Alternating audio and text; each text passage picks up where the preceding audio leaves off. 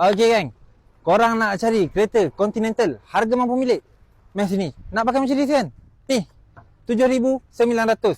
Sebelah dia, tahun 1991, harga dia 10,000. Mesti korang tertanya-tanya kan, kenapa tahun yang lama harga dia mahal berbanding yang sebelah tu?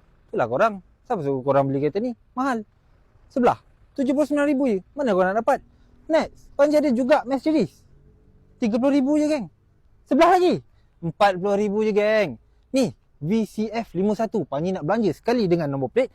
Harga dia 50,000 je geng. Sebelah ni, nak nampak sporty, 2 pintu. Harga 79,000 geng. Tapi boleh nego lagi geng.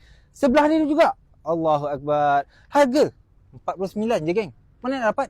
Next, PME 901 ni, harga dia Panji nak bagi 69,900 saja. Okey, kalau korang nak tahu stok panas ni harga dia berapa, sini jap.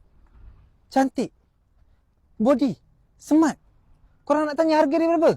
Tak payah tanya lah geng. Panji nak bagi dekat korang harga 69,900. Boleh kurang lagi. Next, kita ada Mercedes juga. Harga dia 69,900 juga geng. Next lagi, yang ni murah sikit Panji nak belanja dekat korang. Harga dia 70,000 je geng. Tapi boleh kurang lagi. Okey geng, mesti korang tanya kan, tertanya-tanyalah. Panji ni jual kereta. Panji pakai kereta apa? Korang nak tahu kereta apa? Inilah kereta Panji, BKE 828. Kalau kena harga, Panji nak let go dekat korang geng. Jangan risau, promosi pun Panji nak bagi macam yang kereta-kereta lain yang Panji jual. Kalau korang berminat, terus kontak Panji ataupun korang boleh kontak link yang ada dekat bio. See you next video. Bye-bye.